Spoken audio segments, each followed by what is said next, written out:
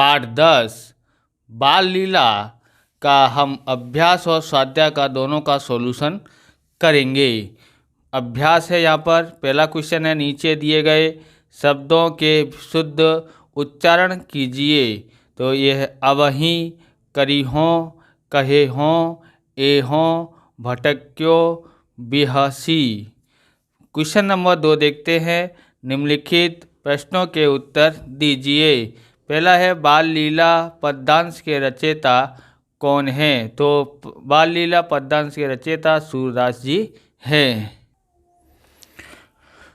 तो यहाँ पर है, बाल लीला पद्यांश के रचयिता सूरदास जी है। दूसरा प्रश्न देखते हैं, सूरदास जी किसकी बाल क्रीड़ाओं का वर्णन कर रहे हैं?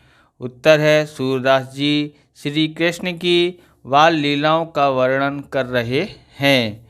तीसरा है, कौन किससे रूठ गया है? उत्तर है, बाल कृष्ण माँ यशोदा से रूठ गए हैं। अगला देखते हैं, चौथा है, कृष्ण क्या लेने की जिद करते हैं? उत्तर है, कृष्ण चंद्र खिलौना लेने की जिद करते हैं।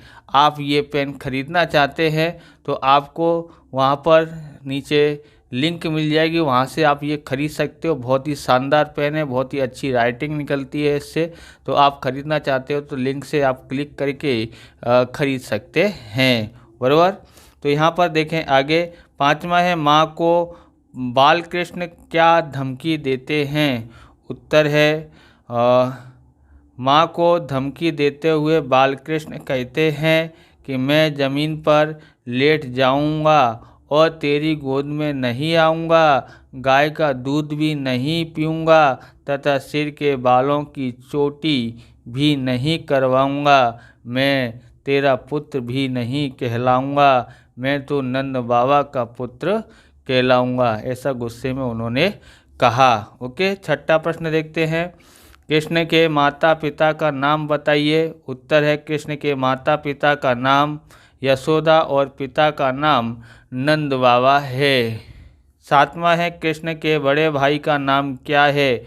उत्तर है, कृष्ण के बड़े भाई का नाम बलराम था। आप इस प्रकार के वीडियो देखना चाहते हैं तो डिस्क्रिप्शन में आपको अलग अलग विषयों की प्लेलिस्ट की लिंक मिल जाएगी, वहां से आप देख सकते हैं। और चैनल पर नए हैं तो चैनल को सब्सक्राइब करना, क्योंकि हम इस प्रकार के वीडियो आपके लिए बनाते रहते हैं।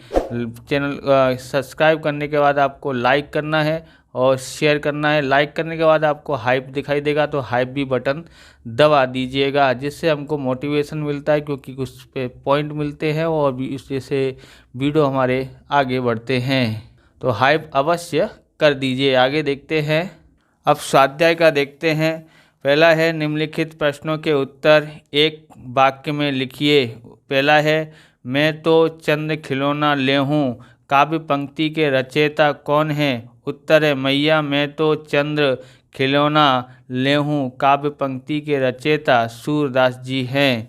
दूसरा है, कृष्ण किस संदर्भ में माँ को दोष लगाते हैं? उत्तर है, कृष्ण माखन चोरी करने पर माँ यशोदा डांटती है, तब कृष्ण कहते हैं मुझे लगता है माँ तेरे मन में ही कुछ भेद आ गया है, मुझे तू पराया समझती है।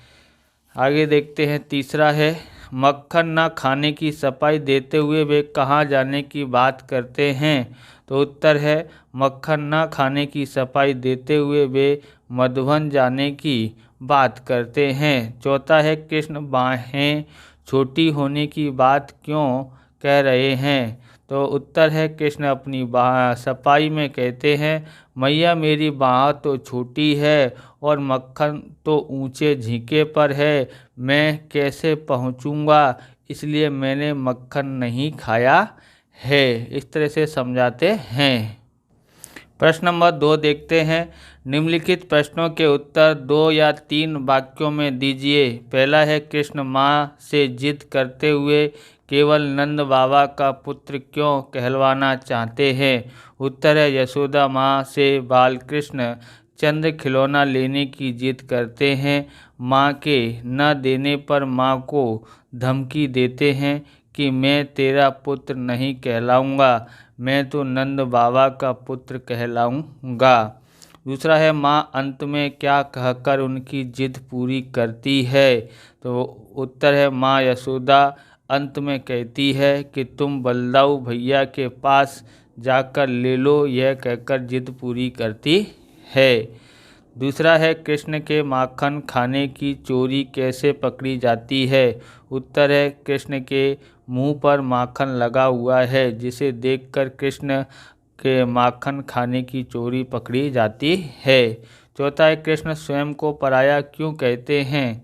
तो उत्तर है माँ यशोदा माखन चोरी करने के लिए कृष्ण को डांटती है, तब स्वभाव से माँ को कहते हैं कि तुम मुझे पराया समझती है, इसलिए मुझे डांटती है।